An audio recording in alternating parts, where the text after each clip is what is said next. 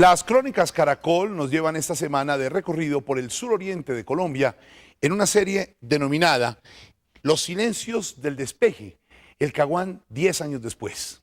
Pues estuvimos en el corazón de lo que fue la antigua zona de distensión, un territorio del tamaño de Suiza, conformado por los municipios de La Uribe, Mesetas, Vista Hermosa y La Macarena en el departamento del Meta y San Vicente del Caguán en el departamento del Caquetá. Pues Carlos Julio Betancourt nos muestra lo que quedó del último intento de paz en el que el país creyó. En San Vicente del Caguán comienzan a recordar los 10 años del fin de la zona de distensión, pero no hay nada que celebrar.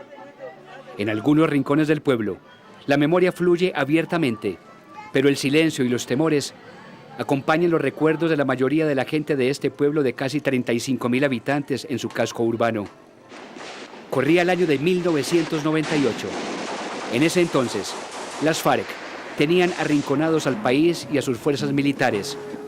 Cerca de 3.000 colombianos en manos de la subversión secuestrados. 412 militares y policías en poder de la guerrilla. Los desplazados se calculaban en 1 millón. Con este panorama, no era difícil que el país eligiera a Andrés Pastrana, quien sorprendió visitando a tiro fijo antes de posesionarse. El hastío y el dolor de Colombia le dieron un gran empujón electoral al candidato conservador. Ganó, pero no cumplió lo prometido en campaña. La paz se buscó sin contraprestaciones, sin verificación y en medio de la guerra, fortalecida por el Plan Colombia, auspiciado por Washington. Definitivamente eran otros tiempos. Era la época del despeje en la llamada zona de distensión. El entonces presidente Andrés Pastrana desmilitarizó 42.000 kilómetros cuadrados del territorio nacional con el fin de adelantar diálogos con las FARC. En 5 municipios no se movía una hoja sin la autorización de la guerrilla. En Vista Hermosa, Mesetas, La Uribe, La Macarena y San Vicente del Caguán, los hombres de tiro fijo eran Dios y ley. Estuvimos en San Vicente y en la inspección de los pozos, epicentro de estos diálogos. En estas zonas alejadas del país abundan los secretos y los recuerdos. Las cámaras de Crónicas Caracol estuvieron aquí para hallarlos. En San Vicente encontramos memorias despejadas, claras y directas. Un historiador y escritor sanvicentuno. El crecimiento de la economía, es decir, plata por todos lados, abunda. Primero no sabía uno de dónde era, si era el resultado del secuestro, narcotráfico o de dónde venía todo ese capital. Un militar, protagonista de la retoma de San Vicente. Esto era como la ley del monte, es decir, esto era como un pueblo del oeste, ¿no? El que manda es el que tiene el fusil. Una religiosa, Premio Nacional de Paz, por luchar contra los juguetes bélicos de los niños en zonas de guerra. El sabio, como el sicario, no nace, se hace, y se hace de acuerdo a lo que los niños manejan en sus manos. Un comerciante, orgulloso a rabiar de su pueblo. La mayor riqueza de San Vicente del Caguán son sus gentes, una gente honrada y trabajadora. El inspector de los pozos, hoy caserío olvidado, y la gran pasarela de Pastrana y tiro fijo en ese entonces. La gente tiene la mala experiencia del famoso Caguán, entonces la gente no, ojalá no me involucren en esa región. Un humorista, quien fue capaz de ver el Caguán en broma. Andrés Pastrana es un delfín neoliberal, vamos a ver hasta dónde le aguanta el calzón. Los vecinos del cementerio, como en esa época, los muertos siguen llegando todos los días. La verdad que aquí a veces aparecen restos de personas que uno dice, bueno, ¿y ese muchacho qué hacía o qué? ¿A qué se dedicaba? Y entonces, comentario, no, Helmo, mire que ese señor es un señor sano, señor buena gente. En San Vicente del Caguán, la guerrilla ya no se pavonea por sus calles, pero las recorre en silencio, vigilando e intimidando con sus milicias. El Estado para los sanvicentunos, distante y sin memoria. Aquí el tiempo se detuvo. Las fuerzas militares siguen aprovechando el gran golpe. Pocos hablan. Siempre pensaron que la vida sería otra. Los recuerdos del pasado quedan, pero hoy sus habitantes son otros. Pocas sonrisas. La gente busca otros horizontes. Esta es la inspección de los pozos, epicentro informativo mundial durante el despeje. Aquí trataron de construir la paz, pero quedó en obra negra. A pesar de todo, la inocencia siempre encontrará dónde divertirse. Ojalá algún día se pueda incluir, se permita incluir y dar a conocer esa historia que se ha vivido en nuestra región. Como zona de extensión, los habitantes de esta región lo que hemos fue con la mala fama de ser guerrilleros. Entre tanto, la madre Reina Amparo se quedó por ahora en San Vicente. Ganó el Premio Nacional de Paz en el 2007 por desarmar de juguetes bélicos a los niños del Caquetá, a punta de centros colectivos de lectura infantil, enseñanza de valores y rechazo visceral de cualquier forma de violencia. Su gesta comenzó un año antes del inicio del despeje, en 1997. Nadie quisiera, ni es justo que a nadie en ninguna parte del mundo le coloquen a una tortura como una zona de distensión como la que sufrimos en San Vicente. Eso no tiene razón de ser. La madre Reina Amparo no cede en su lucha. Cualquier gobierno le debe tener más miedo a una persona pensante que a una persona armada. Aguerrida, frentera y convencida, se dedicó a desarmar corazones, purificar espíritus y salvar inocentes de las guerras del Caguán. Solitario, aplaudiendo su propio esfuerzo de paz, que tiene esta primera gran frustración.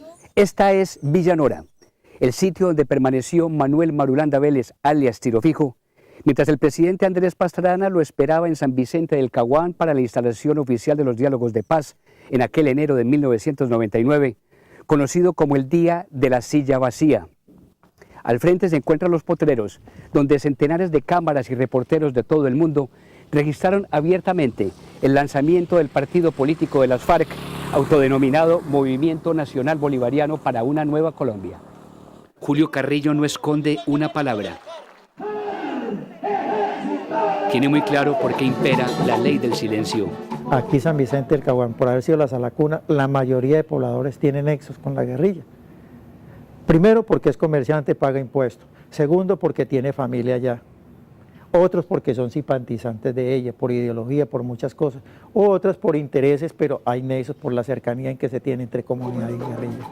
Los abusos y excesos en la antigua zona de despeje forman parte de su prodigiosa memoria. La paz no la va a haber nunca.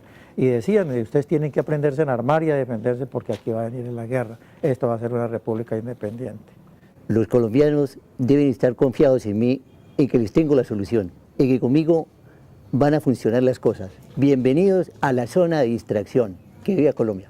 Luis Carlos Rincón sigue al frente de los micrófonos. Por ahora no cambia su vida.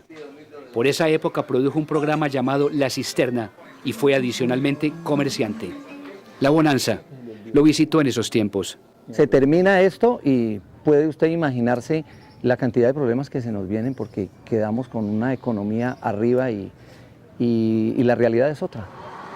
En estas tierras sueñan con que a la esperanza de hoy no le suceda lo mismo que le pasó a La Paz hace ya 10 años, en épocas de arrogancias, abusos, malos tratos, debilidades e improvisaciones.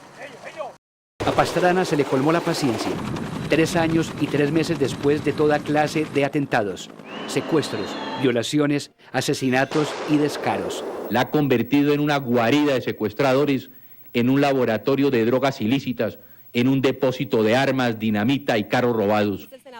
El secuestro del avión en el que viajaba el senador Hechem lo empujó a acabar con el proceso de paz y a dirigir sus fuerzas armadas a recuperar la zona de despeje y principalmente a San Vicente, fortaleza subversiva por decreto y población que por la fuerza debió esconder y soportar los usos y los abusos de los más de 4.000 hombres de tiro fijo, que merodearon y vivieron a sus anchas en medio de secretos, diálogos maquillados, congelamientos, guerras sucias y violaciones fronteras y soterradas.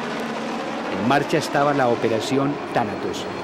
Nadie sabía de más de desolación, destrucción y miedo que habían dejado las FARC en su fuga.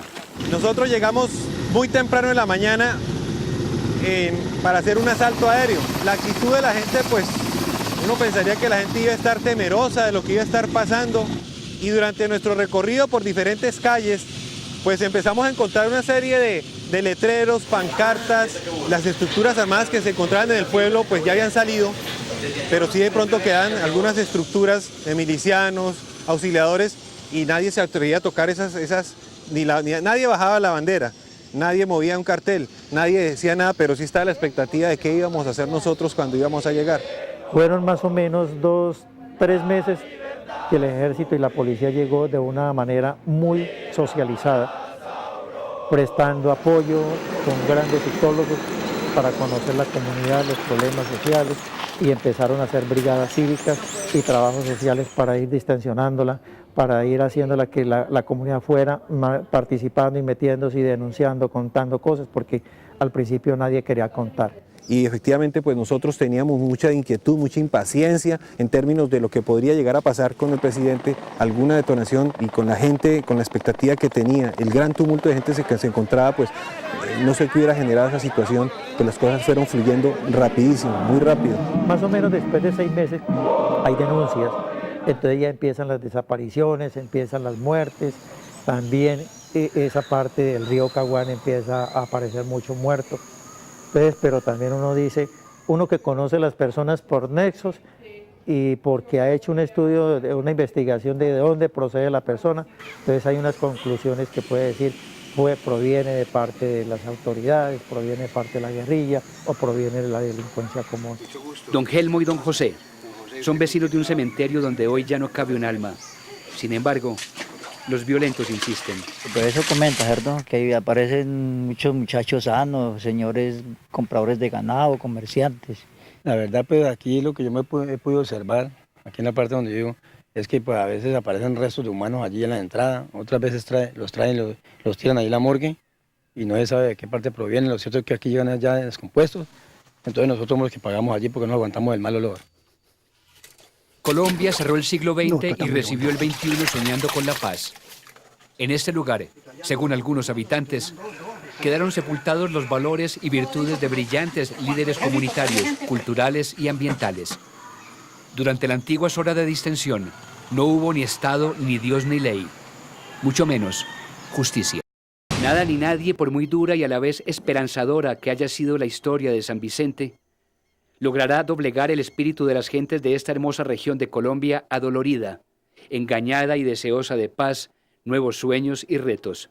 Que niños y jóvenes que salgan de esta zona, acéptenlos con cariño, no son ni guerrilleros ni cojeros, son personas que tienen talento, que tienen cariño y que tienen metas para cumplir, que hay que apoyarlos y respetarlos. Esta gente sigue trabajando y 10 años después de la zona de despeje, esta gente es más próspera hoy por hoy, con más ganas de trabajar, de salir adelante, a pesar de todo lo que ha pasado, de las infamias que ha tenido, digámoslo, a nivel del gobierno nacional, porque nunca le cumplieron a San Vicente con todas las promesas que se hicieron durante la zona de despeje. Mucho de toda Colombia existió, existe y existirá en San Vicente del Caguán. Aquí hay problemas, como los hay en Bogotá. En Bogotá sale usted de la puerta de su casa y corre el riesgo en la puerta. Aquí hay más tranquilidad. Es la estigmatización. Pues son 10 años que yo siempre he visto un pueblo que sabe surgir de las cenizas. Aquí no son los violentos los que nos van a dominar. Aquí somos nosotros que con tesón, que con creatividad, que con berraquera, como decimos los paisas, vamos a salir adelante. Por estos días se llevan a cabo planes de consolidación en estas zonas y principalmente en la serranía de la Macarena, donde se ubican La Uribe, Mesetas, Vistahermosa y La Macarena, antiguos pueblos y regiones desmilitarizadas por exigencia de las FARC. Pero hay algo curioso, es que San Vicente del Caguán le suenan las bombas y es un pueblo tan berraco que entierra a sus muertos y sigue para adelante construyendo tejido social y haciendo desarrollo. Y yo pienso que la situación ha cambiado en un sentido positivo desde el punto de vista de la presencia estatal, de la expectativa de progreso y desarrollo que tiene la comunidad, de lo que ha hecho el gobierno y las Fuerzas Armadas, sobre todo, en recuperar esa gobernabilidad y esa presencia institucional del Estado en este sector. Estos planes funcionan con masiva presencia militar para recuperar el territorio. Erradicación de todos los ilícitos, incluidos los cultivos, para de esta forma abrirle el camino a la llegada del Estado. En Colombia existen ya 7 zonas con prioridades y políticas claras de consolidación. Pero que no solamente sea mandar ejércitos, sino que manden también que manden aquí servicios como servicios de salud. Necesitamos que empresarios, no solamente de Colombia, sino del mundo entero, vengan a invertir a San Vicente.